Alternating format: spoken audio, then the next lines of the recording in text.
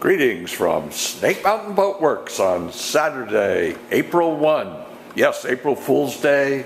No, this is not an April Fool's. I'm responding to a myriad of requests to see this first bottom panel in a finished condition. In other words, totally cleaned up, totally fastened. And so here it is.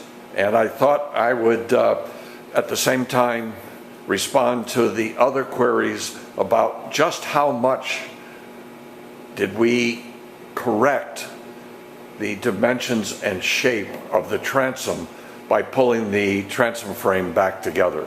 So let's start with the finished first inner skin piece. As you can see, we spent a huge amount of time cleaning all of the squeeze out from the end and sides of this panel. We use Interlex brushing liquid 333 for this purpose.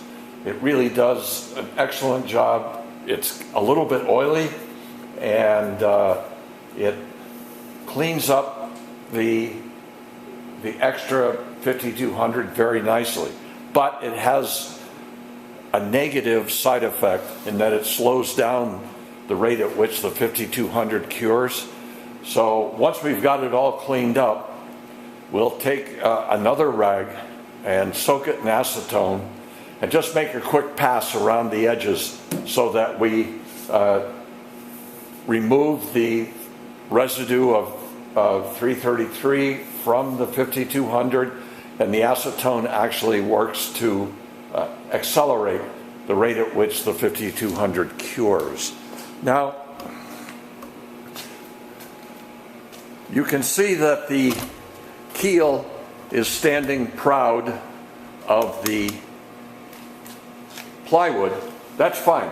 The planks will sit right here and will just about match the top of the bottom of the keel. So that's the way we want it. You do not want this skin to be level with the bottom of the keel, because then when you put the planking on, it will stand proud of this keel, and you're just going to have an awful, awful situation. As to the reshaping of the transom, I'm just amazed.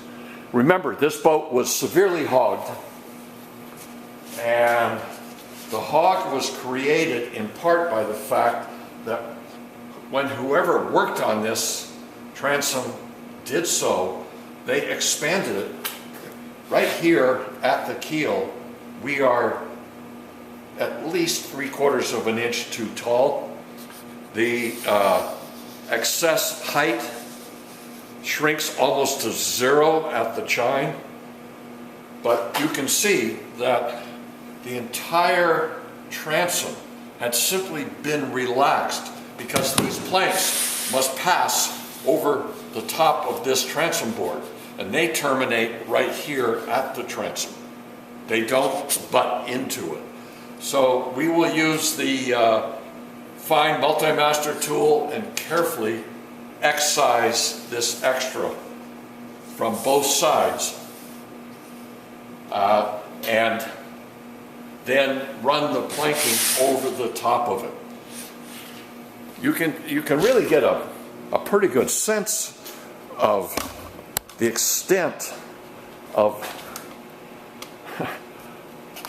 the hurt, if I may use the term, that whoever this guy was visited upon this transom, because all of these fasteners drove into the bottom bow where it originally was. So the bottom bow, which is clear down here, it's beneath this plywood, right, was up to a point higher where this plywood just was level with this edge of the bottom transom plank. And these fasteners drove into the bottom bow. Well, you can see now by looking at these bungs where the bottom bow runs now. This is correct. That was not. That was a disaster. Quite frankly, that was criminal, what was done to this boat's transom. Because the whole back of the boat swooped up. Because the transom was allowed to relax and be too tall. So, we will on Monday continue the process. By Monday evening, we should have all of this plywood in place, at which point John can begin working on fabricating all new exterior planks. We searched around for some cedar, and the cedar I can buy today, the cedar I can source today, is not the cedar of 1946. So we will pivot to mahogany. That will make the bottom of the boat even stiffer than it originally was, and also a good deal harder, because mahogany is so much harder than the cedar was. So that's where we are with the 1946 Chris Craft U22 Brightsided on Saturday, April 1st, 2017. Thank you so much. Bye-bye for now from Snake Mountain Boat Works.